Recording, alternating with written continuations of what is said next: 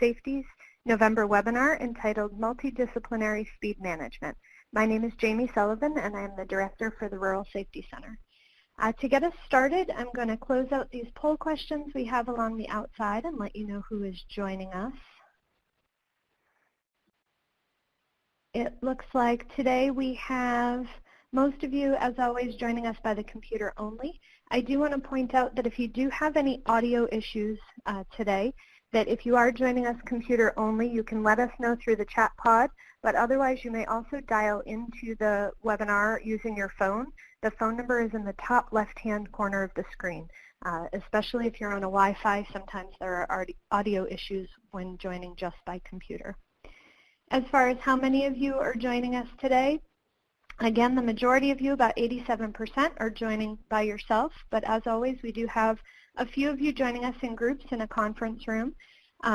If you've done this before, you'll already know that we do ask you to send us an email with the names and email addresses for all attendees to our email at info@ruralsafetycenter.org. This will allow us to send you the survey following today's webinar, which will be used for you to be able to select certificates of completion and CEUs for today's webinar as well. And as far as how many of you are joining us today, we have about 5% of you from the federal DOT. We have about 21% from state DOT. We have about 15% from local transportation departments. We have about 8% from state highway safety offices. We have about 12% from other federal, state, or local government agency. Around 4% from local technical assistance programs. About 6.5% from first responders. And then we do have a few of you joining us from educational institutions, professional associations, and about 15% from private consultants and 8% from other. So welcome to everyone joining us today. And as far as geography goes, we're also pretty much all across the U.S. again today. So we have about 29% from the Northeast, 24% from the Southeast, about 18% from the Midwest, 18% from the West, and 8% from other.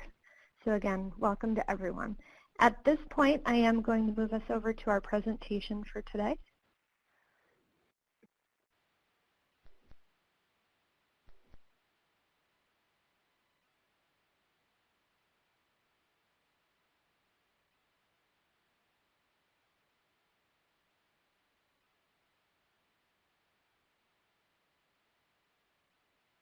Okay, and just a few webinar logistics for everyone. The duration of today's webinar is an hour and a half. As always, this webinar will be recorded and will be archived on our website for future use. For quality of our recording, everyone's phone lines have been muted other than our presenters. If you are listening on the phone, we would ask that you please mute your computer speakers, otherwise you may hear some feedback. During today's presentation, if you would like to maximize your screen to see some of the graphics or tables larger, you can press the 4 arrow keys that point outward in the top right-hand corner of your screen. At the end of each section today, of which there will be 4, there will be time for question and answer. However, you can feel free to put any questions into the chat pod on the left-hand side at any time. When we do stop for question and answer and poll questions, I will read those questions out that have come in to each of our presenters. So again, feel free to type those into the chat pod at any time. There's also a handout pod at the bottom left-hand corner of our screen. In there you will find a PDF version of today's PowerPoint slides in case you'd like to download those and follow along as well. They will also be posted on our website with the archived version of this webinar too. As always, we will also have surveys following today's webinar. They are vital to us assessing the webinar quality and also finding out what topics you would like to see at future webinars. The first one will be sent directly following today's webinar completion. In case it ends up in your junk box and you're not able to find it, the survey link can now be found on your screen. It is also available in that PDF handout in the bottom left-hand corner. This survey, following today's completion, is the only way that you can request CEUs or certificates of completion. The survey closes about 2 weeks after the webinar. You can expect certificates about 4 to 6 weeks after the webinar as we do manually complete and email all of those. CEU forms, once you receive those, you can complete them and return them to continuinged@montana.edu and not to the Rural Safety Center. That is a different department at Montana State University that handles the CEUs for us. You may also request a verification form if you need that for your licensure. On the screen right now, you can see in the top left-hand corner what a course registration form looks like, and in the bottom right-hand corner, you can see an example of a verification and completion form. When you do request these, they will list every webinar that you've ever filled out the course registration form for, as well as the 2 summits if you attended those as well. So for today, our presenters are Russ Martin. He is the Director of Policy and Government Relations at the Governor's Highway Safety Association. He represents the state highway safety offices before federal agencies and Congress. Russ is a national expert on behavioral traffic safety issues and directs GHSA's engagement on emerging vehicle technology. Prior to joining GHSA in 2017, Russ spent 8 years at AAA's national office working in state government relations. Next, we'll have Anthony D'Agostino, who is a law enforcement liaison. He is retired from the Rensselaer County Sheriff's Office in Troy, New York in 2015 after 25 years in law enforcement and immediately began his new career with the New York State Sheriff's Association as a law enforcement liaison. As an LEL, he is concerned with all things highway safety but works to make sure the voices of our rural highway safety partners are heard. And third, we will have Sarah Abel, who is a technical program manager with the Institute of Transportation Engineers. She works in transportation planning, complete streets, safety, speed management, Vision Zero, active transportation, health, curbside management, and MAAS mod areas. Prior to joining ITE, she was the planning director for the town of St. Michaels, Maryland, and the community design manager and director at the ESLC Center for Towns on the Eastern Shore of Maryland. She is a former president of the Association for Community Design and a certified professional in social, economic, environmental design. And Sarah will be presenting as well on behalf of the Vision Zero Network too. The goal of this webinar, once you've completed this webinar, you will have an understanding of the importance of targeted traffic enforcement of speeders, speed management techniques and resources from a multidisciplinary panel of speakers, including the Governor's Highway Safety Association, the Law Enforcement Liaison Program, the Institute of Transportation Engineers, and the Vision Zero Network. Dana, I'd like to check at this point. It sounds like the sound might have cut out. Can you still hear me? I can hear you perfectly, yes. The learning outcomes for today's webinar. To achieve the webinar goal, you will learn to describe behavioral highway safety trends and countermeasures in speed management, to illustrate the importance of targeted traffic enforcement of speeders, to identify resources available for speed management, and to describe the role of speed management in Vision Zero.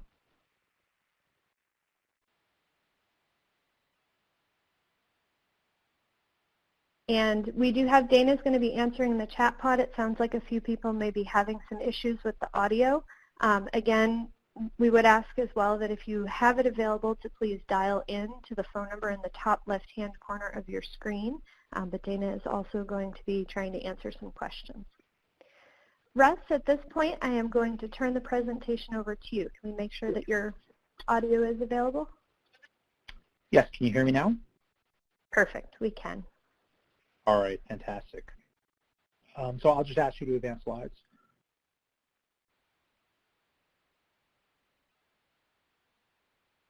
Okay, well, as they're getting slides ready, oh,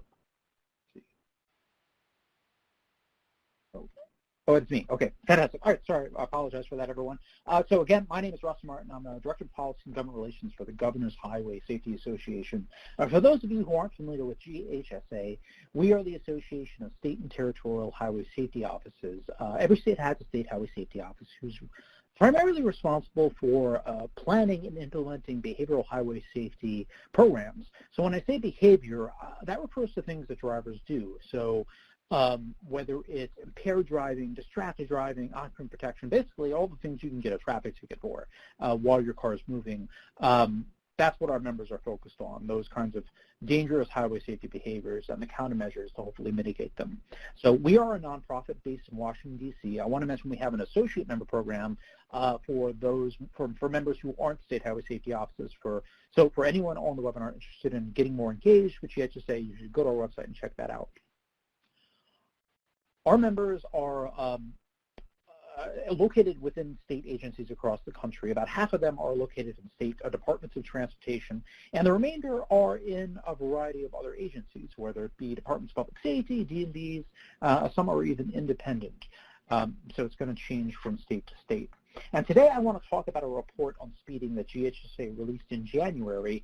We believe for a long time that speeding has been somewhat of a forgotten issue in traffic safety. We talk a lot about these other issues like impaired driving, seatbelts, distracted driving, but not so much about speeding, even though it's still a major traffic safety problem. Now, we've seen a number of steps in the right direction. Certainly, all the work the Vision Zero Network's been doing, you're going to hear, I think, a little bit more about that on the webinar. It has been great. NTSB released its own report on the role of speeding about a year and a half ago. The National Committee on Uniform Traffic Control Devices is taking a look to update the Manual on Uniform Traffic Control Devices, the MUTCD, and make some changes on guidance on setting speed limits. So all this is great, and we were wanting to build on this momentum and take a look at what we can do within our own network of state highway safety offices and see how we can better address speed. So our report examines the data. We look at what's being done on the state level and what more can be done to get motorists to slow down. So what's happening with speeding today? Well, no one can really credibly dispute that speeding is not a threat, or dispute that speeding is a threat. We know higher speeds are tied to increased risks of crashes and increased crash severity. In 2017, there were 9,717 speed-related fatalities, and we just learned from national data released by NHTSA just a while ago that the speeding fatalities in the United States have actually slightly decreased, at least within that year from 2017 to 2018. But we do know that the safety toll seems to be persistent, even though we've seen this decrease in overall crashes have gone down. And even the absolute number of speed-related crashes have declined, the proportion of crashes involving speeding has remained fairly constant. And that suggests we're probably not making as much of an inroad on speeding specifically as we'd like to. And we also know that bicycle and pedestrian fatalities are increasing, and speeding tends to be a significant risk factors for those two crash types. So as part of making our report, we reached back out to our members to ask them what's going on in your state. Why do you think speeding might be increasing or decreasing, and what's going on? And on your screen, you'll see a selection of their responses. And it makes sense because the number of speed-related deaths differs quite a lot from state to state, even though nationally it's about a third of all crashes. On the state level, it ranges from 9% in one state all the way up to 57% in another state. And you look here at what our members report. So there's probably a range of different factors at play, and it would be very difficult to attribute speeding trends to any single motivators.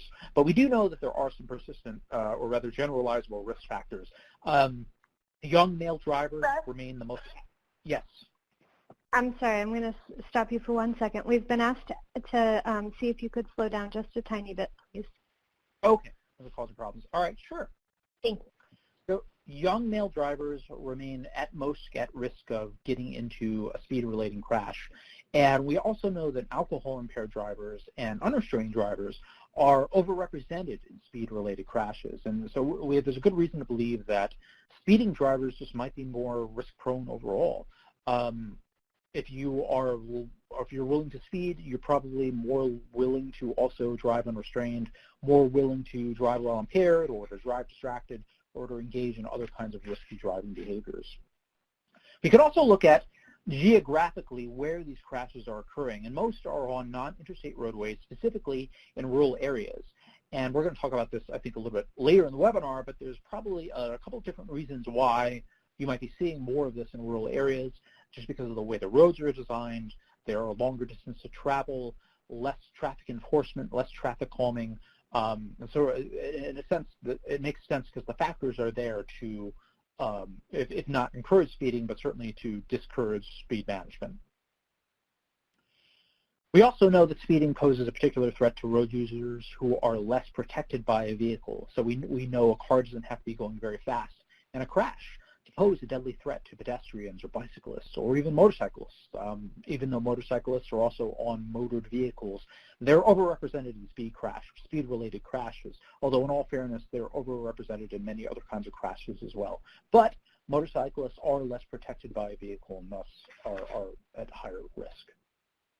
We have a sense that speeding-related crashes are likely underreported.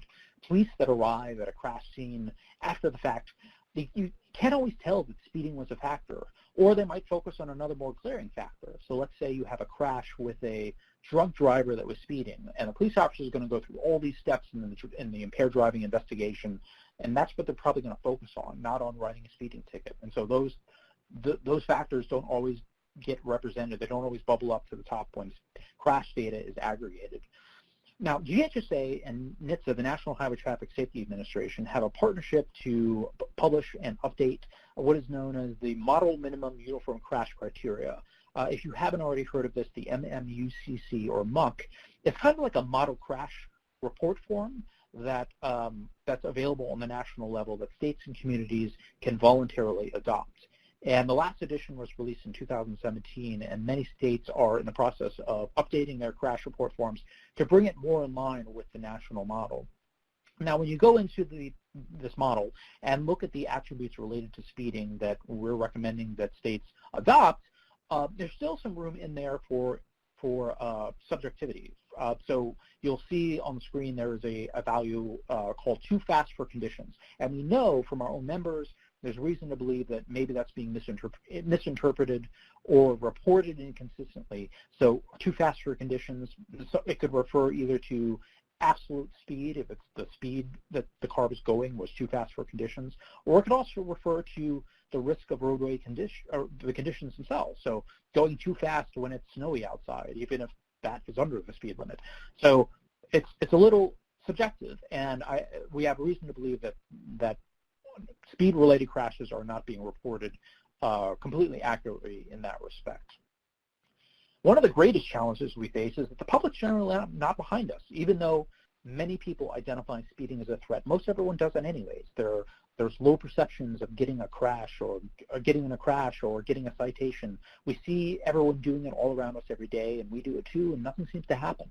Now, it's true that there are police enforcement campaigns out there focused on speeding, but law enforcement is just simply overwhelmed by the scale and volume of violations happening everywhere, every day. And essentially, they kind of have to ticket everyone if they were enforcing the law strictly. And this cultural attitude towards speeding is reflected how the issue is prioritized, or perhaps often not really prioritized by policymakers, especially at the federal level. For example, Congress has created many federal grant programs on crash contributors. Like there's a specific set aside for seatbelts and impaired driving and other issues that have less of a safety toll, but there's nothing on specifically dedicated towards speeding. And on the administration side, we have national enforcement mobilizations on seatbelts, like the Click It or Ticket campaign, alcohol, drugs, distracted driving, but there's no coordinated national mobilization on speeding enforcement. Now, that's not to say no one cares about speeding. Of course, certainly in NHTSA and FHWA and elsewhere, there are plenty of folks that want to do more, but it's going to really take leadership on the highest level to make any kind of major new investments. Now, on the state level, you have more of a mixed bag. I'm sure you all have heard of states raising maximum speed limits on highways, typically in rural areas, up to like 80, 85, 90 miles an hour. We know that this increases risks. But on the other hand, some states are also providing communities more discretion to set their own local speed limits, and so that's helpful.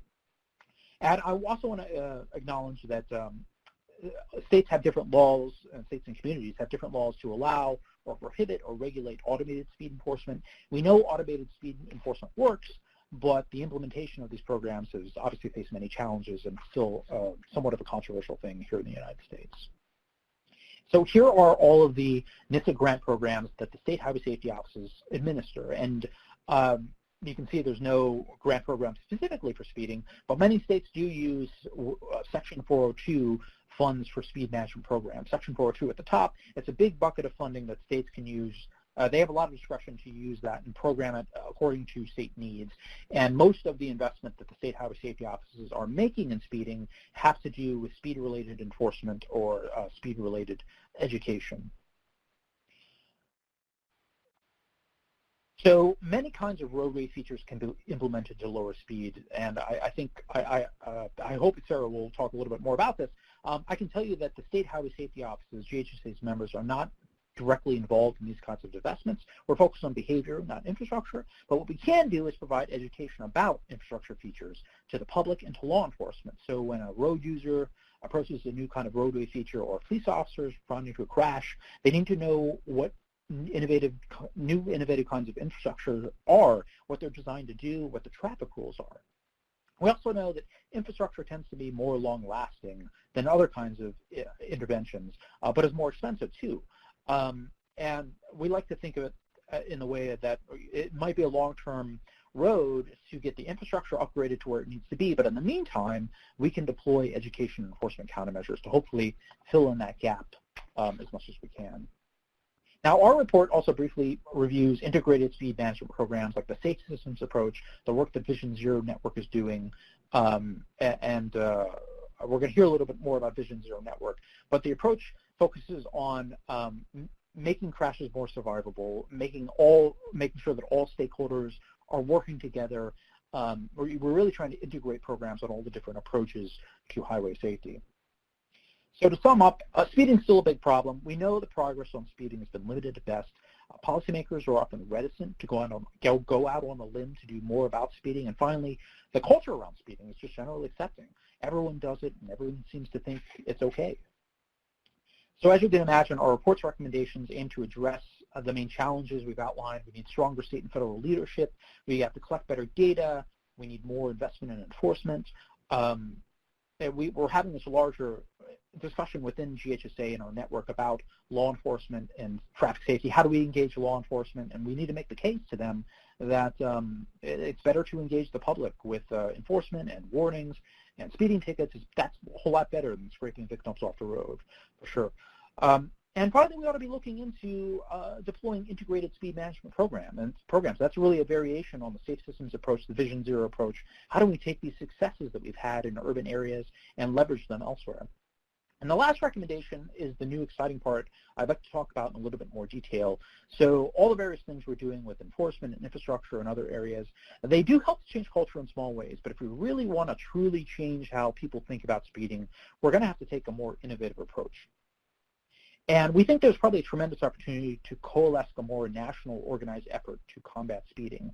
So there are all these different highway safety advocacy groups out there, groups focused on bicycle and pedestrian safety, focused on specific traffic safety issues like Mothers Against Drunk Driving. MAD is, #1 on impaired driving. But there's no MAD for speeding, so to speak.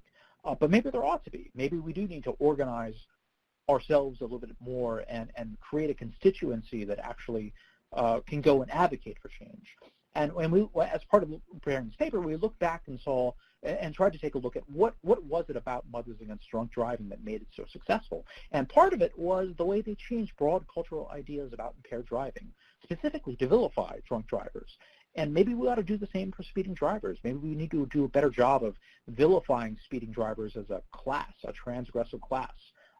And we can change people's mental models. Like right now, they might think, I speed, but everyone seems to do it, and it's not me. The problem is someone else. But we can change how they think about what it means to be a speeding driver and who they aspire to be or ought to aspire to be. Another big part of MAD's success is to effectively activate speeding victims. So providing forums for families to share their stories, involving victims in criminal justice proceedings. You've probably heard of victim impact panels, promoting state victims' rights and victims' compensation laws. There are all these things that MAD did to bring the victim's voice to the forefront. And you look out there, and nationally, you have these tens of thousands of crashes involving speeding drivers, fatal crashes. So you've got survivor families. We just need to see if we can organize these folks to be advocates for change in the way that Mothers Against Drunk Driving did. And maybe start to change how people think about speeding.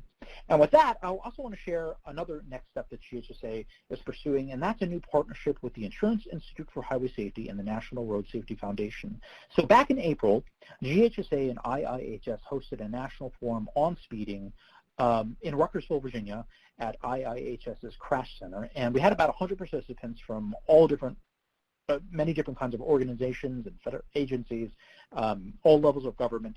And I hope that some of the folks on the call, perhaps you had a chance to come and participate.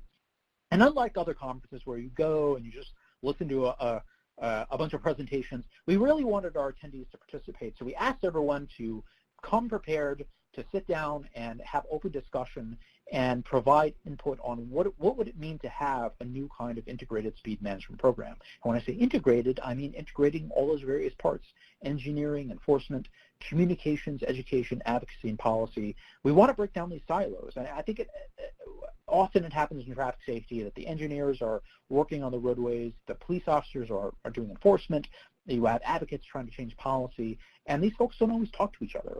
And how can we get folks to more collaborate and to be doing the same, making the same kinds of interventions and applying the same kind of countermeasures in the same place at the same time to have that synergistic amplifying effect.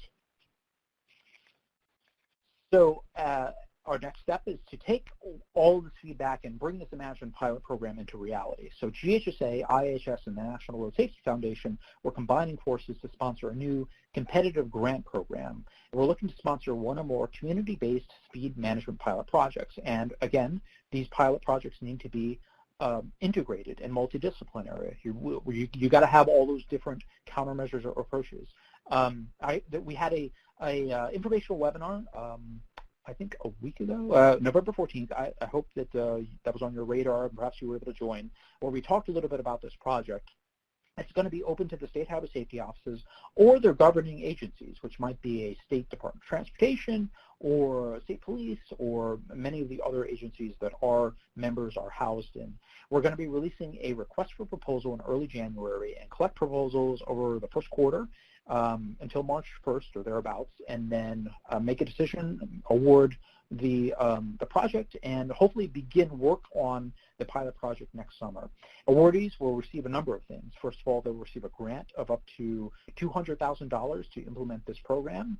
The Insurance Institute for Highway Safety will formally evaluate the program, so we can, a rigorous scientific evaluation to see how effective it is. And we will also provide some additional technical support, particularly on the communications and coordination side of things. So this is really based on the click it or ticket model. So click it or ticket is the national seatbelt mobilization. You've probably seen commercials on radio and TV, and that actually started out as a local pilot program, I think actually in North Carolina. And they tested it out, they scaled it up, they improved it, and now it's a national effort sponsored by a federal agency with 50 state buy-in. So we're hoping that what we're trying to do here with speeding can go on a similar track. It can be the basis of a model that can be scaled up, or at the very least we can learn some new things about how to implement and coordinate speed management programs and advance the issue. So the report that I've presented on is available on GHSA's website, and we also have a number of reports on other highway safety issues that we released over the years, that we've released this year, and I think we have some more still coming up for the end of 2019. And I also want to just mention GHSA's 2020 annual meeting, which will be in Pittsburgh, Pennsylvania next summer, and we'll be talking about speeding, of course, and the pilot program and a whole host of other highway safety issues. So I hope that those who are able and are interested might consider joining us in Pittsburgh next summer. Well, with that, I'm happy to take any questions. Thank you. Perfect. Thank you so much, Russ. And just so that everyone's aware, once GHSA does release that RFP for the pilot program, we will make sure to get that out to everyone as well. At this point in time, we will take some questions. I've seen a few coming in so far on the chat pod. Please feel free to add some more. We're going to move over to our poll question for you, and then I'll ask some of those to Russ. So our first poll question for the audience is, which of these are roadblocks to preventing speeding-related crashes on U.S. roads? Is it speeding is socially and culturally acceptable? Efforts to combat speeding face political roadblocks? Drivers have a minimal perception of risk? Efforts to upgrade infrastructure can be long-term. Incomplete data on speed-related crashes. All of the above, none of the above, or I don't know, I don't remember. And then something new that we would like to try with you guys on our webinar is a safety challenge. So after listening to this particular section of the webinar, we'd like to challenge you to write down and share with us, if you'd like, one action item that you can do to improve rural road safety in your jurisdiction. So if you'd like to put your answer in that second chat pod, we'll take it. We'll ask you this at every break that we have today, and at the very end, we'll ask you to come up with your top one of the 4 that you've come up with. So Russ, while everyone's putting their answers in, I'm going to jump back to ask you one of these questions that have come in so far for you. Sure. The first one is, when you mention speed, are you referring to exceeding the speed limit or speed too fast for conditions? Well, that's the question, isn't it? I think just generally referring to all different kinds of speed. In the report, we're looking at how states are addressing this. And I think that question goes to a lot of the confusion that arises about what we ought to do, because people think about speed in different ways. And certainly, I think that question probably alludes to the more of a technical definition of speed, but people don't really think about it in that way, or at least ordinary drivers of passenger cars. And so, and we have this debate about like speeding versus excessive speeding and how we describe it, and it just goes back to the point that that it's so culturally acceptable that we don't really even think about it as something to really think about. And it's all wrapped up in this idea that we need to change how we sort of culturally think about speeding, and getting more specific than that way, I think will do a lot to broaden everyone's understanding. Perfect, thank you. And at this point, everyone has had a chance to answer the poll questions. So I've broadcast the results for you if you'd like to address those.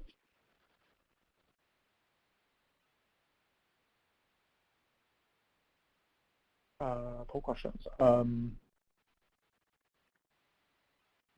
So I think looking at everyone's answers, I think everyone got the right answer. Most everyone got the right answer. It's all of the above. So everything there are definitely roadblocks preventing speed-related crashes on U.S. roads, whereas the cultural acceptance, the political roadblocks of the driver perceptions, which is a part of the culture, efforts to change infrastructure, incomplete data, which goes back into all of our planning, all of those things are roadblocks to preventing speed-related crashes, for sure. Perfect. Another question that came in for you is, where can you get the model accident reporting form? It's actually on NHTSA's website. If you, it is perhaps buried on NHTSA's website, but if you Google the National Highway Traffic Safety Administration and the NMUCC, you should be able to find it pretty quickly. Perfect. We had a comment that came in that said, my opinion is that MAD's success in decreasing drunk driving largely stems from their ability to increase penalties for drunk driving. Has GHSA considered creating a model for increased penalties or lobbying for increased penalties? We have not, and there's a limit to how much lobbying GHSA engages on the state and local level. But the point is well taken. I mean, that is also a part of MAD's success, and certainly increasing penalties, and that's a part of the cultural change, and certainly making deterring more people from driving impaired. And maybe we ought to be thinking about what more we can do with speeding. So when a person is driving drunk and they're arrested for that, there are some really serious ramifications. You lose your license. You might even go to jail. You end up having to take at the very least, some sort of remedial class on traffic safety or safe driving. But speeding is still just like a speeding ticket. Well, no wonder people are still doing it, because they don't really feel the pain of the sanction or the accountability. So certainly, you know, that might be a direction we want to go, but at the same time, I think we need to be careful about how far we push in any different direction, because we know many different examples out there that we also have to be cognizant of bringing along the public, because if we just advance some countermeasure strategy that is dramatic, you get pushback, and it gets pushed back in many different ways, and eventually it gets shut down. We've seen this with like automated enforcement systems. There are a couple of other different examples out there too. So we really have to be careful about we have to think strategically about how we deploy new countermeasures and make sure that we bring the public along with us. Because if we push too far too fast, it almost sort of spoils what we're trying to do. But that's a good idea and a good suggestion. And thank you very much, Russ. And at this point, we're going to turn the webinar over to Anthony D'Agostino, who's going to talk to us a little bit about it from the law enforcement side and more detail on the rural side as well. So, Tony? Hi, this is Tony. Is my sound coming in okay? Yep, you sound great. Great. Okay, so there was already a nice little introduction for me. So some people may be saying, well, what is a law enforcement liaison? It's something I didn't know about for the time I was in law enforcement. I should have known about it. So the LEL position is actually a conduit between the state's highway safety office and its law enforcement community. The goal is to enhance the programs, the highway safety initiatives, support the highway safety office, recruit law enforcement agencies, let them know about the waves and the enforcement initiatives that are coming up, convince them that these are valuable efforts, and try to recruit them and promote these ideas so that they get involved. We also distribute a lot of materials to not just law enforcement, but all the highway safety partners. Maybe they're school-based.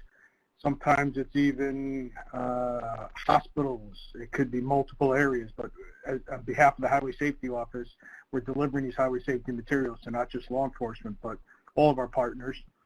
And what's nice about the program is it's state-run. So every state decides what they need their law enforcement liaisons to do. Primarily, we are going to be that conduit to law enforcement, but in some places, LELs might do grant review. They might go out and monitor grantees. They might be heavy on education and training.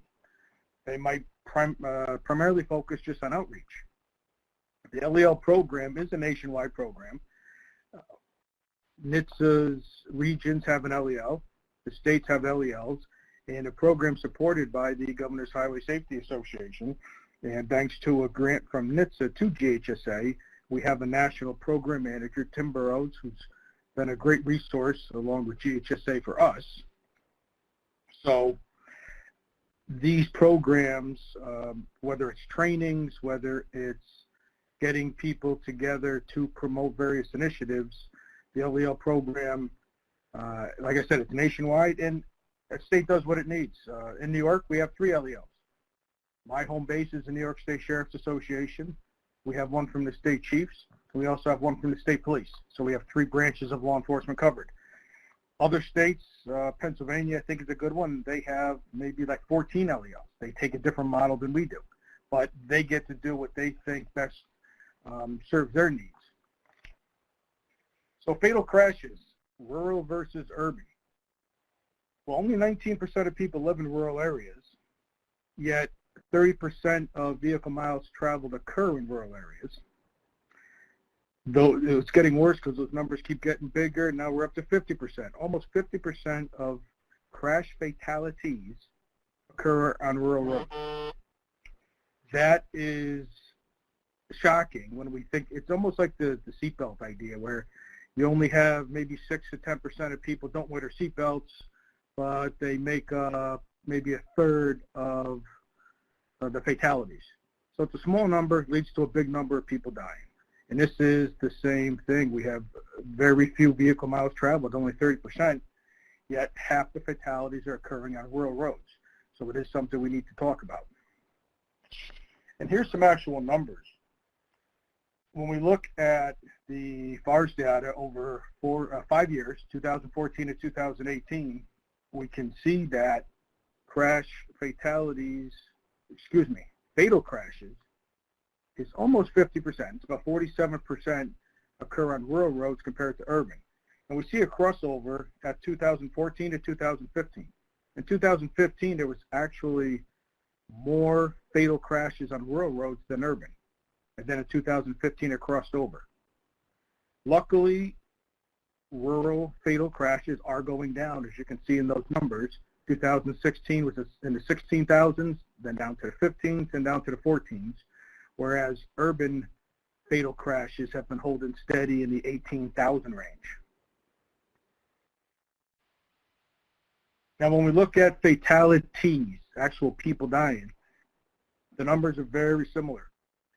Almost half over the 5-year look back, 48% of crash fatalities have occurred on rural roads. And we have that same crossover point at that 2014 to 2015. Again here, just like fatal crashes with fatalities, rural is going down, which is good.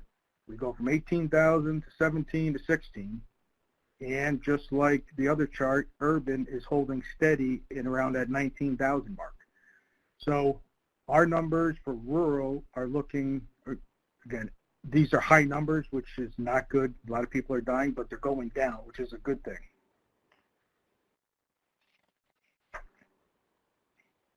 So is speed and speeding a problem? And this kind of touches a little bit on the question that was posed to Russ, and we do mix these words up sometimes, and we have to clarify or try to clarify the best we can. You know, speeding, whether it's going over a posted speed limit or driving too fast for conditions or something unreasonable, is different than speed. But I'll say that speed itself is a factor to consider, even if it is at or under the speed limit. If it is a factor in a crash, then it was too fast for whatever reason. And it is a national problem, but luckily everybody, I think, accepts that we need local solutions. Some things we can put a kind of a cookie cutter on and say it's a nationwide solution, but most things we say locally, here's some blueprints for you to use. Well, what do you need to do in your area to save lives, to reduce injuries? And speed is no different than that. Speed enforcement is one of the most common traffic enforcement activities, and high visibility enforcement itself is one of the top countermeasures that work. So fatal crashes, now let's tie in speed a little bit to the fatal crashes when we look at rural versus urban. When we take that same 5-year look back, 2014 to 2018, about 28% of crashes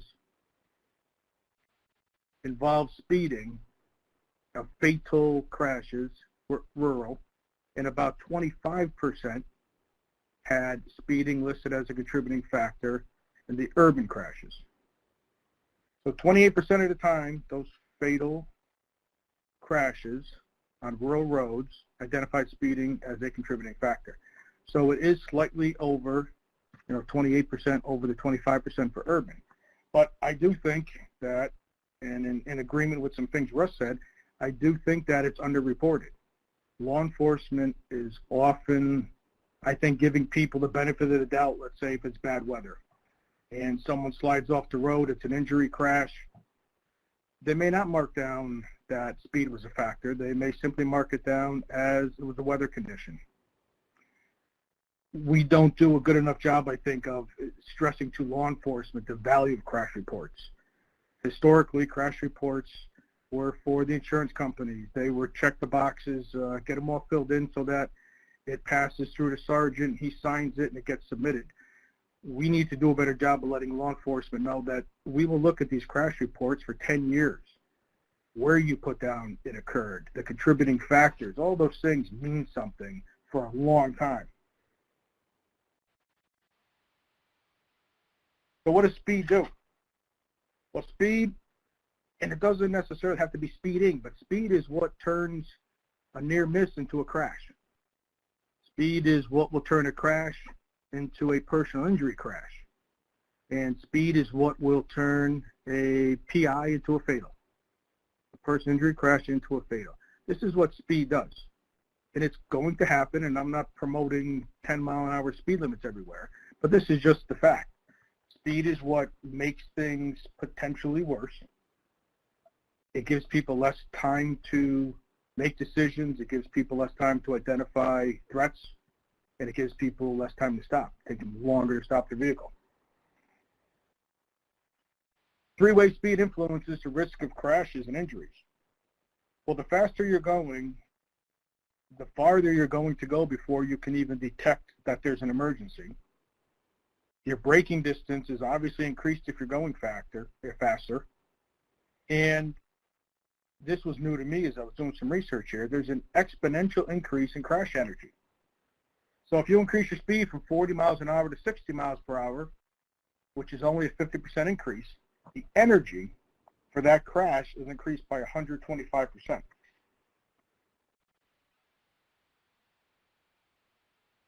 Stopping distances. It's pretty amazing when you look at numbers and see how long it takes you to stop.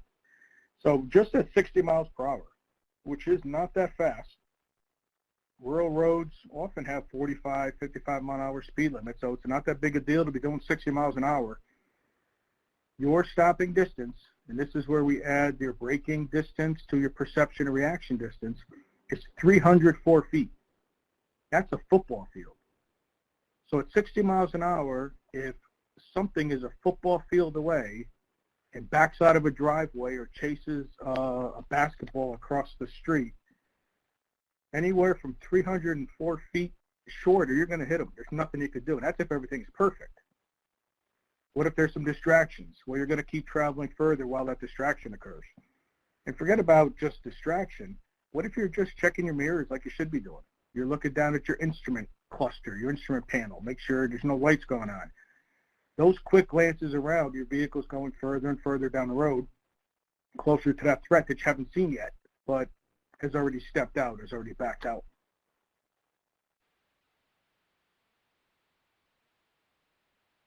Excessive speed has accounted for a lot of trauma in the United States, and like Russ pointed out in one of his charts, I believe, 2017, over 9,000, close to 10,000 people were killed in speed-relating fatalities, and that number's probably low because there's probably more that did not get tagged on crash reports as being speed-related. So a third of the fatalities out there, likely more, are should be attributed to speed. So speed and or speeding, I'm just separating those and actually kind of putting them together for some general statements. But the faster you go, and we're talking about rural roads, the view is different on rural roads. And I'm going to show some pictures that just are pointing out the obvious. The concerns are also different. When you're driving in an urban area, what you're looking at, what you're concerned with, is much different than what you are looking at and concerned with on rural roads. Speeds are higher, we know that. Urban areas, 25, 30, 35 miles an hour. Rural roads, 45, 50, 55, and that's just if you're following the speed limit. Speed increases threat identification time. The faster I'm going, it's going to be harder for me to identify a threat, something that I may hit, and my stopping distance is increased. And this is simple math, simple physics. It's going to take me a certain amount of time to stop my car to avoid a collision. I'm going to travel a certain amount of distance in that time. And the faster I'm traveling, the more damage will occur on impact.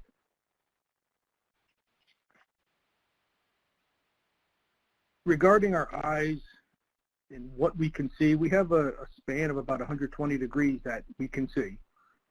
But what we can actually focus on is only about 2 degrees of that. And if you hold your two hands out and put your thumbs together, those two thumbnails is about all you can focus on. So you're seeing things in your periphery that is somewhat blurry, which most likely is where our threats happen to be coming from when we're driving. And we're focusing on only a very small two thumbnail area of what's out in front of us.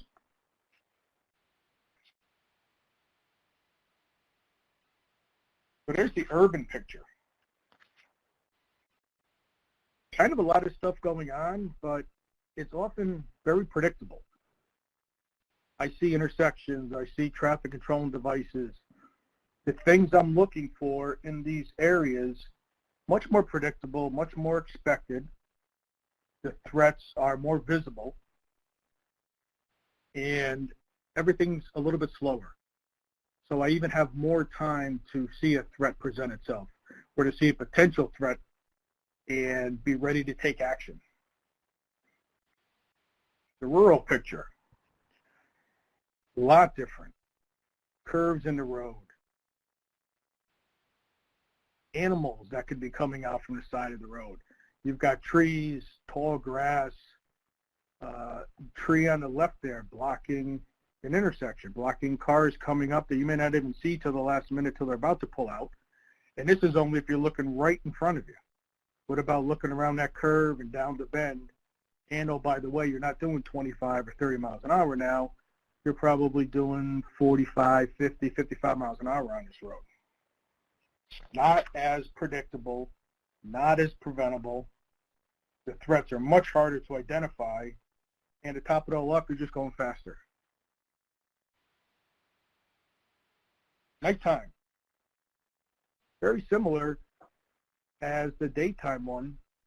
Yeah, it's darker, obviously, but I see headlights. I can see the intersections.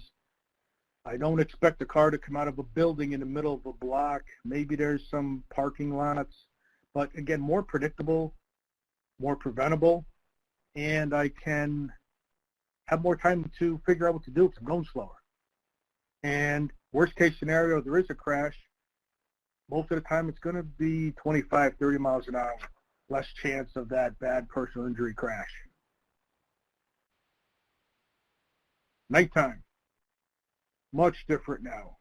When we talk about the nighttime issues, overdriving your headlights.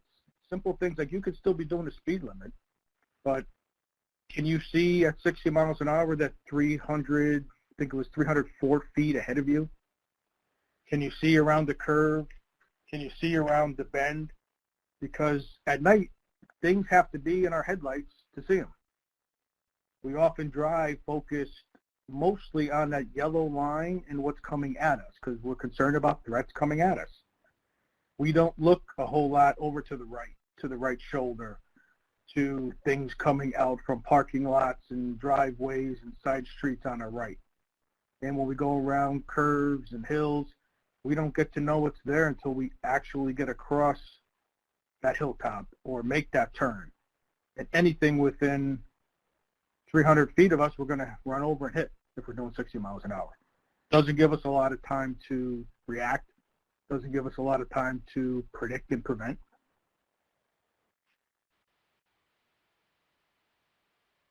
Another thing we deal with on rural roads is slow-moving vehicles. We have a lot of these in New York.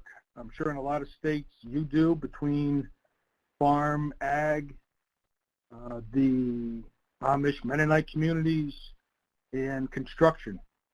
You don't always expect to come around a bend and have one of these big pieces of equipment doing 25 miles an hour in the road with the placard on the back. I don't think we do a good enough job training young drivers and educating them on slowing down with the slow-moving vehicles. When they see that placard, to begin to slow down and just be prepared.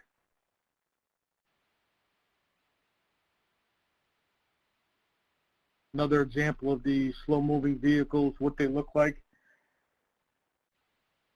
At nighttime, these the ones with reflective tape up on the top right, they can often be mistaken when you're driving for reflectors at the end of someone's driveway, something on the side of the road, a parked vehicle. A lot of these horse and buggy crashes are rear-end crashes because people are not looking to that right shoulder.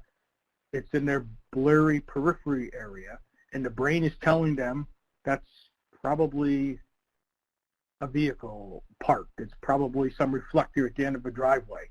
We don't identify that quickly enough as a slow-moving vehicle.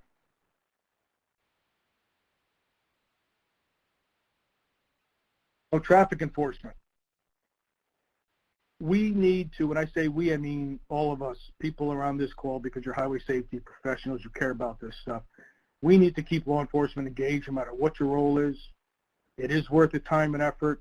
High visibility enforcement is the best way, in my view, to change behavior. And we can get creative with that between the types of vehicles law enforcement uses, gathering data with speed trailers, things like that. But don't take my word for it, and this is a spiel I give law enforcement in New York State, because I know that traffic enforcement and highway safety in general is something that's on every chief and every sheriff's plate. The size of it on their plate can contract and swell. Our job is to make sure it doesn't fall off the plate. So when I use these numbers and I tell them that 2017 in New York State, there was 1,000 crash fatalities. There was only 547 homicides. Are we putting double the effort into traffic enforcement as we are into investigating homicides? I don't think so. Nationwide, 2017, 37,133 crash fatalities. That's how many people died in 2017 in crashes. Yet there were only 17,284 homicides. Nationwide, are we putting double the effort in to saving lives in crashes as we are in investigating homicides? We're not. So a couple quick acknowledgments. Some of this information I have and an inspiration for slow-moving vehicle safety and railroad safety, Sheriff Ron Spike from Yates County, New York. Big advocate for this topic and presenter around the state, and even for the National Center for Railroad Safety on a webinar and at Savannah, Georgia at their last symposium. Tom Houle from the State Police is a crash reconstructionist, and he's given me some training about how the brain works, what we see, what we don't see, especially regarding the horse and buggy crashes. And Tara Casanova from Casanova Powell Consulting, she's a traffic safety consultant, and she was just at our Highway Safety Symposium in New York last month and gave a great presentation on speeding away from zero. And that's it for me. Thank you very much. Perfect. Thank you so much, Tony. At this point, I am actually going to skip through this question and answer section and our polls. We will come back to them at the end if we have enough time, but I do want to give Sarah enough time to give the other two presentations that we have. Please go ahead and put your questions into the chat pod, and as I mentioned, when we do stop at one of the other question and answer periods, I will read those out for Tony as well. So at this point, Sarah, I want to make sure that we can hear you okay.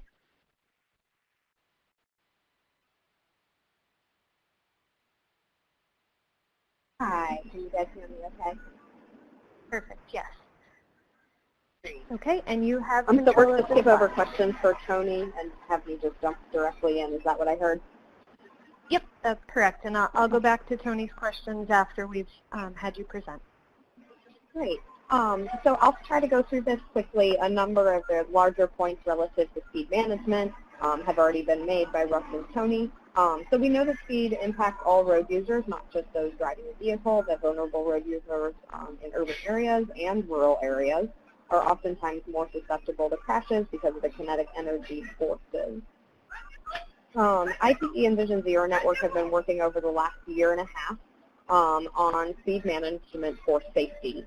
Many of the practices previously in the engineering and design and planning professions were geared towards just setting speed limits, whereas our speed management for safety work was comprehensive to create a resource hub for how we can look at speed management from the angle of making our roads safer. We hosted a series of webinars which are available on our resource hub. We created the resource hub, but there was not a creation of any new resources. It was a pulling together of resources that already existed that could be married together. We launched a Google group, which many of you actually subscribe to. We actually had a high number of rural-focused practitioners join that group. We hosted a national workshop in New York City. We hosted 2 local workshops to assist the jurisdictions in 2 jurisdictions in moving forward with the speed management plan and program. Those 2 workshops I'll talk a little bit about later, but they were in Durham and Austin, Texas. So Durham was interesting. Workshop focused on regional, rural applications of speed management. We created a series of original case studies, one of which is Boulder, Colorado, which is not extremely rural, but is a smaller city compared to others doing innovative speed management programs. The workshop in Austin, we heard that they knew that they had a serious injury, fatal crash problem. They had been mapping it effectively through a high injury network, but they needed assistance in creating a policy and program that was comprehensive across the entire Austin Transportation Department and involved other city programs. One interesting fact, I don't know if you guys can see it in the picture, but you can see one person in that room during the Austin workshop has a gun and a badge on. And he was the detective who investigated fatal crashes in the city. And we learned through the workshop that actually the police department had a lot more data statistics relative to speed management that the Austin Transportation Department did not know. So we tried to create a marrying in their program between the Transportation Department and other departments, such as elected officials, policy liaisons, and things like that. Okay, Sarah, Sarah, I'm going to stop you for 1 second, and I'm going to go to a poll question while you check some of the chat pods that we have going on right now. If you wouldn't mind muting your phone for a second. So, Tony, one of the questions that we had come in for you was if you know about automatic speed ticketing through video monitoring, and that it's not currently very popular. Do you happen to know why that might be? Just anecdotal information from what I've heard about that is the average person seems to feel that's like a big brother approach. It's a money grab.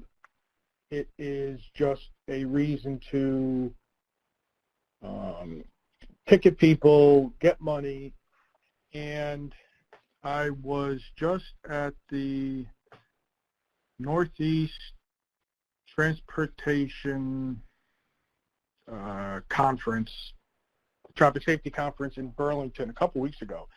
And there was a presenter there from New York City DOT, and he talked about their program because they have legislation that allows them to do it in a certain number of locations around school zones.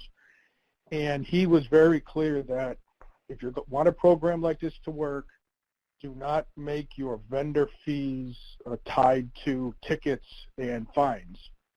He said, in order to sell this to the public so they know it's not just a money grab, it's actually about highway safety, make sure that it's just a flat fee that your government negotiates with the company that's going to run this for you. And no matter how many tickets are written or fines come in, they get their set fee. And it goes a long way to convince people that this is about safety. It's not about revenue generation. Okay, perfect. Thank you. And I do have up on the screen 2 poll questions for the audience if you guys would like to take a second and fill these out. The first one is, when looking at the 5-year average from 2014 to 2018 of urban versus rural crash fatalities nationwide, rural fatalities make up what percentage of total fatalities? 28%, 38%, 48%, or I don't know, don't remember? And the other one was, which of the following are the ways speed influences the risk of crashes and crash injuries? The distance traveled from the time an emergency is detected to the time the driver reacts is increased. Braking distance is increased. Exponential increases in crash energy. All of the above, none of the above, or I don't remember. We also have that safety challenge again, that after listening to Tony's section on speed, please write down and share with us, if you'd like, one action item that you can do to improve rural road safety in your jurisdiction. So we'll give everyone a couple seconds to fill that out. We'll have Tony address those, and then it sounds like Sarah was able to switch to a headset, so hopefully that will fix some of the background noise that she had going on.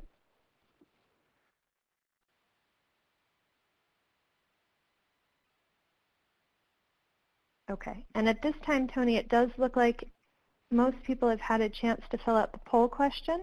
So I've broadcast that first one if you'd like to address that. Sure, the answer is 48%.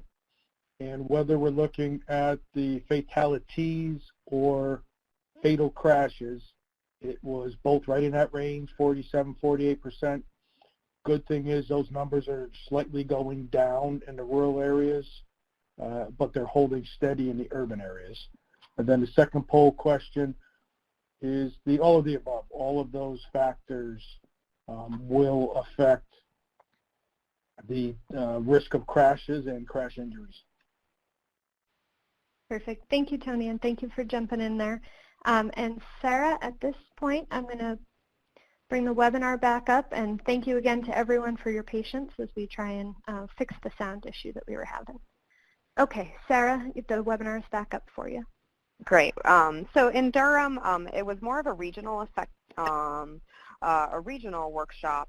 Durham was the selected city because they had crash issues, but also had less capacity to solve that problem. And I'll talk a little bit later about progress in both cities since we hosted these workshops in 2019. But the interesting thing we found in Durham is that there were about 5 to 6 cities in attendance. They wanted to go at this from a regional approach relative to speed management. And Durham, over Austin, who wanted to create their own standalone speed management program across multiple agencies within the city. In Durham, they wanted to couple it with their Vision Zero and Complete Streets work that was occurring in the city. So we looked at specifically how speed management and Complete Streets can be applied together to achieve a safer roadway environment for all users in Durham and in the region. See here. Okay, so I'll go back to the resource hub now, which Russ and Tony hinted at some of these the elements of our speed management resource hub, but one that I'd like to highlight more deeply, kind of relative to the planning and engineering profession, is how to set speed limits. There is a FHW guide on how to set speed limits, and I want to focus on 3 definitions. As you can see on our resource hub on the graphic, we have a lot more definitions on our resource hub, but I want to focus on 3, which is design speed. The design speed is what engineering professionals and planning professionals use in order to design the road geometry. Operating speed is what you want cars to operate at, whereas target speed is combining both design and operating speed to design the road geometry and set the speed limit to get people to go the speed that you want them to go and to go the safest speed possible. Whereas design speed and operating speed have coefficients, plus or minus, that can sometimes make for a less safe environment. So that's why from a profession standpoint, we're shooting towards a target speed for speed management for safety.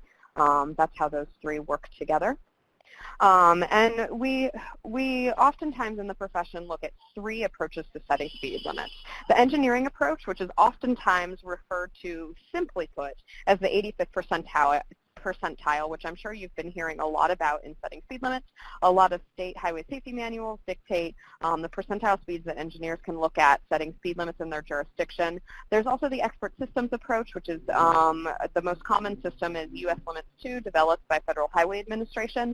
I encourage anyone that is on the call today to take a look at US Limits 2.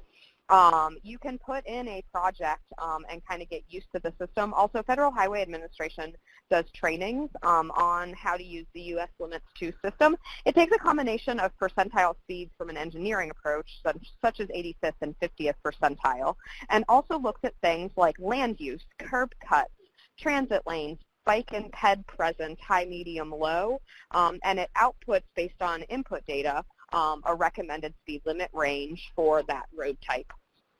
And you don't have to be registered to use the system. You can test out a project to get familiar with that. I think that the expert system approach, the US Limits 2 system, is a very simple and effective way to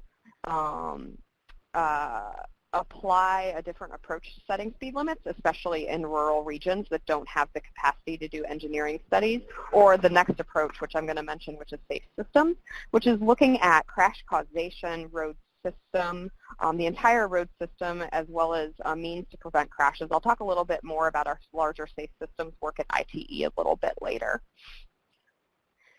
So this is a screenshot from US Limits 2, and you can see some of the input data that is required, which I previously mentioned. I'd like to stress one other one, which is crash history. That is probably the most important one in US Limits 2 to input correctly, either from FARs, which Russ and Tony mentioned earlier, or if your state has a more comprehensive program for real-time crash reporting, such as HSIS. Russ mentioned a little bit earlier some of the recent changes that were recommended by the National Committee on Uniform Traffic Control Devices.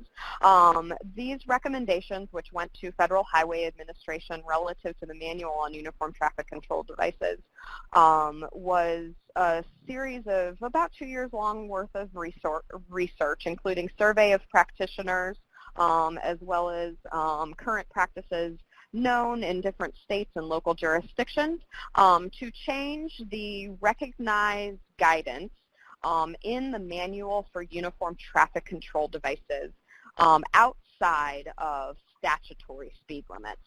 So statutory speed limits are based on road type in a state that do not require a speed study to be done. It's based on road type and the statutory speeds for that road type.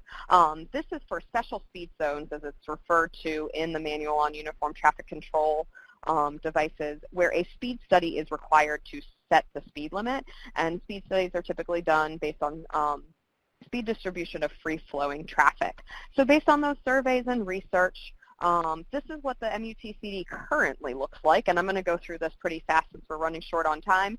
And the red starts to articulate how the guidance should be differentiated between freeways, expressways, rural highways, and more urban context. It also starts to recognize different types of speed distribution, so not just the 85th percentile, but also starts to take a look at other elements that I mentioned earlier that are recognized in U.S. limits too. And it starts to articulate that the 85th percentile is a percentile that is not exclusively, but more effective in setting speed limits towards freeways, highways, and expressways and rural highways. One other element of our speed management work was taking a look at action plans to have more jurisdictions, let it be state, regional, or local, having a larger plan towards effectively looking at speed management between multiple agencies within their jurisdiction. FHWA has a great action plan template that is basically a flowchart of how speed management action plans can be written, adopted, and what they need to include to be effective in those jurisdictions. I encourage you to take a look at that report. This is just one highlighted potential action item, but at a minimum, your speed management action plan should take a look at, research, and provide policies and framework for setting speed limits, planning, designing, and engineering our roadways relative to speed to get to target speed, enforcement issues and enforcement data or data in general that can be shared amongst agencies, which Tony mentioned. That need from an enforcement side earlier, as well as public awareness, public information, and public education. I also mentioned earlier when we were talking about U.S. limits too, that Federal Highway Administration has a technical assistance program that jurisdictions can apply to in order to get assistance in speed management. So FHWA can help you with a number of things. Two that I would like to stress, especially for rural road areas, is the U.S. limits too, to become more familiar with that, to use that as a method to setting speed limits, as well as help in writing a speed management action plan within your jurisdiction. I included the link in my presentation. Measures for managing speed. We all know that speed limits cannot just be changed and effectively reduce speeds and make our roads safer. In a lot of contexts, if you just reduce the speed limit and you don't make road geometry changes or increase enforcement, then you just have illegal, unsafe speeding. So ITE provides a number of resources around context-sensitive design solutions, complete and shared streets, as well as self-enforcing roadways, and our traffic calming webpage to take a look at the correlation between setting speed limits and changing your road geometry to get to that target speed. I'll also highlight that automated speed enforcement is a means to calm traffic amongst the whole myriad of toolkits of traffic calming. And I'd also like to highlight some of the additional resources that we've been working on, which are on our resource hub that ITE wrote. Specifically, we had an entire journal focused on speed management. There were a lot of local case studies written. I also mentioned the Boulder neighborhood traffic calming case study we wrote, as well as the the webinar recordings that we did during the program and the Google group, which is still active and live. I encourage anyone to subscribe or contact me. It's a great place to share resources with others, especially those that have less capacity within a rural region, about methods to setting speed limits as well as speed management.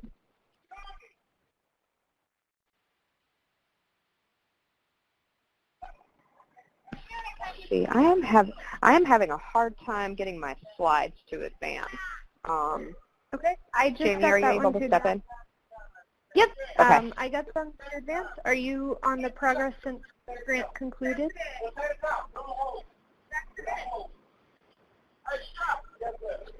Yes, go ahead. I'm going to turn it over to you because it looks like it's a slide for you. Okay, yep.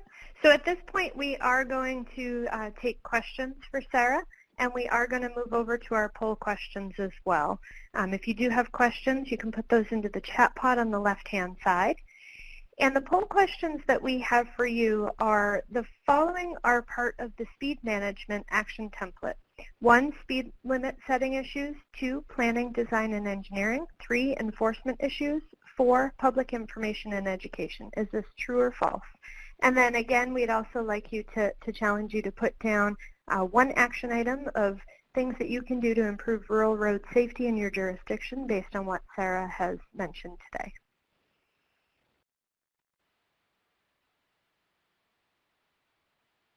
We'll give everyone just a few seconds to fill those in.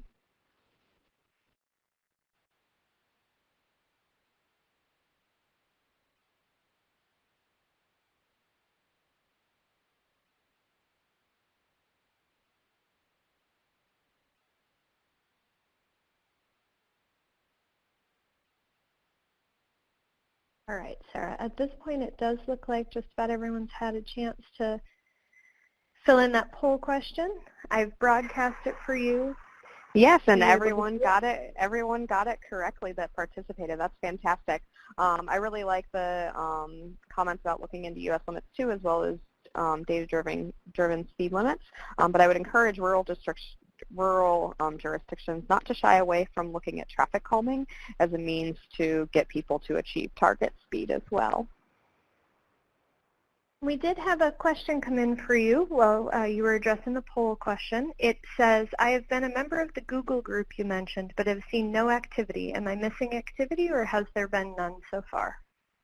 I will have that person contact me offline, and I'd be happy to look into it for you. It has quieted down since we concluded our active work, but it is still open for practitioners to share amongst each other with questions and resources. Okay, and for the person who did put in that comment, the very last slide we'll show today will have Sarah's email address so that you can contact her directly about that comment. The other question that we received for you, Sarah, is in order to have more efficient and reasonable speed limits, would it be perhaps better to set speed limits on the 90th percentile? So the 90th percentile would actually potentially increase your posted speed limit. The 85th percentile was developed in the 1970s around mostly rural highway speed limit setting. The data point that has been effective in more concentrated land use areas, I won't say urban areas, because this also applies to rural small towns where you have a high concentration of uses, for example, is 50th percentile speed. So those are the 2 percentiles that both ITE recognizes as well as US Limits 2, which is FHWA's system, recognizes. So the higher percentile percentage would actually increase your speed limit potentially. So you would not want to go up if you're looking at reducing high-speed crashes. Perfect, thank you. And at this point, I have moved you over to the presentation again so that you can deliver the part on Vision Zero. If you do have issues moving the slides, just let me know, and if you say next slide, I can go ahead and move it forward for you. Okay, so I'm going to try to make a direct connection between speed management and Vision Zero on behalf of Vision Zero Network, since we actually co-worked on the earlier grant with them.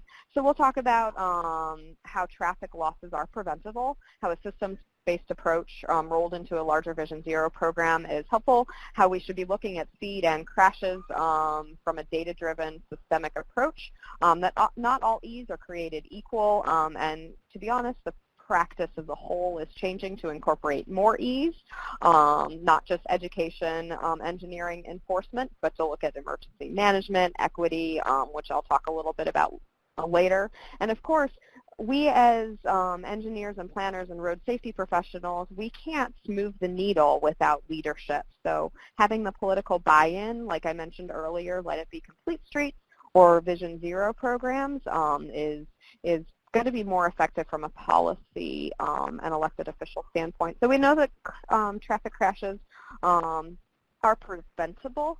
One shift that we're seeing, which Russ mentioned a little bit earlier, is that we're getting away from the term accident and referring to all serious injuries and fatalities as crashes, because most of these things are preventable and are not accidents. Vision Zero, as well as ITE, released the Vision Zero core elements late in 2018. And I wanted to highlight that we differentiate between a traditional approach and a Vision Zero approach to safety. And one of those sections of the core elements is safe roadways and safe speeds. And as you can see, we articulate that one of the minimum elements of Vision Zero is to have a context-appropriate speed practice within your jurisdiction. So we encourage those in all Vision Zero plans and programs. A system-based approach, so the prevention of serious injuries and fatalities, which can be directly tied to speed, as Tony and Russ articulated earlier with the national statistics.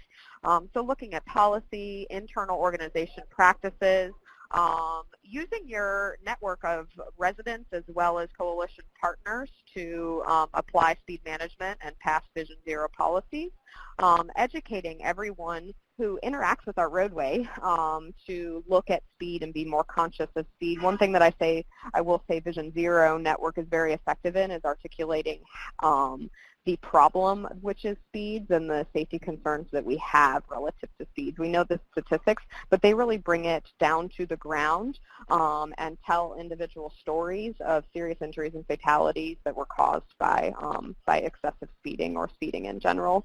Promoting community education as well as strengthening individual knowledge and skills when we look at speed management. That directly ties to the ethical platform for system designers, road users. I will add car technology and car manufacturers, as well as compliance and enforcement on our roadways.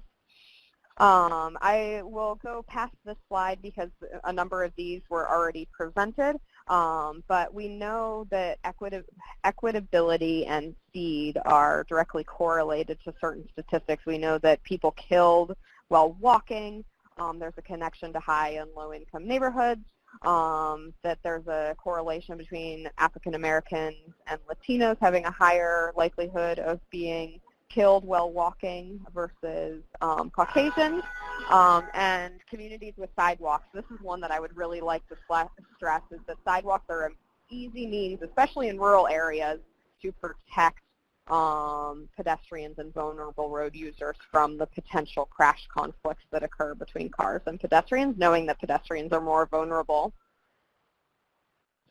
As I mentioned, not all the E's are created equally. We want to look at safety over looking at the E's individually. And we want to look at safety over speed. The Vision Zero Network focuses on 3 areas: safe street design, safe speed limit setting, as well as automated enforcement as effective tools in safely managing speeds. Looking at fundamental elements as well as implementation and continuous evaluation. That's what I would like to stress on this, is we have a lot of larger jurisdictions that institute high injury networks. There are means and templates for more rural jurisdictions to look at constant evaluation and partnering with regional resources as well as state resources to evaluate speed management holistically and continuously. I'll highlight some additional resources that Vision Zero Network has worked on. So I mentioned the Vision Zero core elements earlier, which stresses speed as an element of Vision Zero action plans. They have a whole webpage on safety over speed that is geared towards articulating the speed problem as well as resources that advocates can use. And they have a series of safe systems webinars. This is probably the most important to translate between safe systems and speed management and how it correlates to Vision Zero nationally. I also included their most recent map of Vision Zero cities. What I'd like to stress to you is while most Vision Zero cities are larger jurisdictions such as New York City, Seattle, and Chicago, for example, there are smaller cities on this map, such as Durham, Macon, Georgia, Boulder, Colorado, Bethlehem, Pennsylvania, that have adopted Vision Zero action plans. Are really effectively looking at Vision Zero and speed. So I would encourage you to connect with Vision Zero Network. I know that Vision Zero Network does have updated cities that have joined in 2019 that are smaller, such as Salisbury, Maryland, as well as I'm drawing a blank on the Pennsylvania city that actually just joined, but there's another small Pennsylvania city in western Pennsylvania that just joined the Vision Zero Network. So with that, I'll turn it back to the National Center for Rural Road Safety. Perfect. Thank you very much. And at this time, we will take questions again for Sarah. I'm going to also move you over to our last poll questions. Our first one is, which of the following is not a part of the Vision Zero Network approach to speed management? Acknowledges that traffic losses are preventable, takes systems approach to prevention, is data-driven, not all E's are created equal, leadership equals is essential, encourages using only traditional education, enforcement, and engineering. Countermeasures, I don't know or I don't remember. And lastly, we'll ask you one more time our challenge question.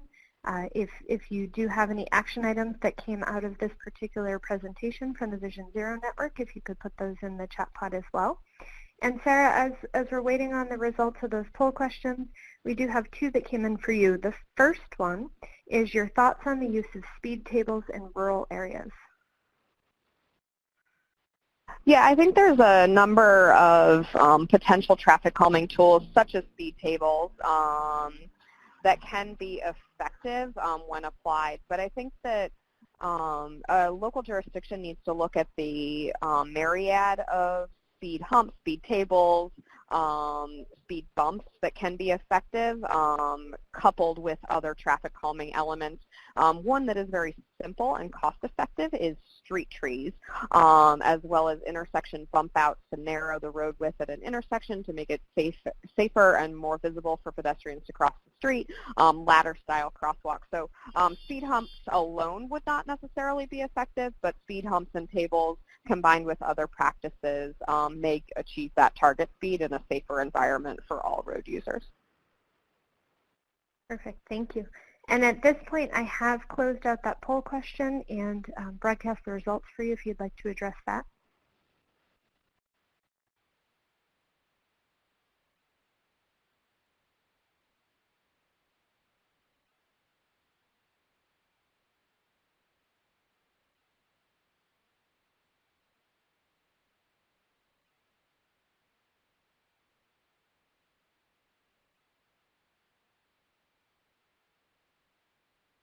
It does look like about 84% of you got that answer correctly. And so just a reminder, it was the last one that encourages using only traditional educational enforcement and engineering countermeasures. We did talk about other ones that are not just traditional as well. At this point, I am going to go ahead and close out the webinar because we are running late on time. Perfect. We do have that last challenge question up for you still here. After listening to the webinar, which of the 4 that you already put in would have been your top one? If you'd like to put in any answers there, we would appreciate that. In today's webinar, you guys have learned to describe the behavioral highway safety trends and countermeasures in speed management, to illustrate the importance of targeted traffic enforcement of speeders, to identify resources available for speed management, and to describe the role of speed management in Vision Zero.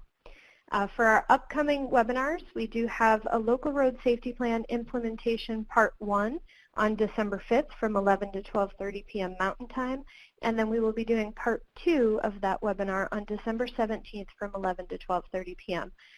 Again, we will be recording both of those, so if you can only attend one of them, that is perfectly fine.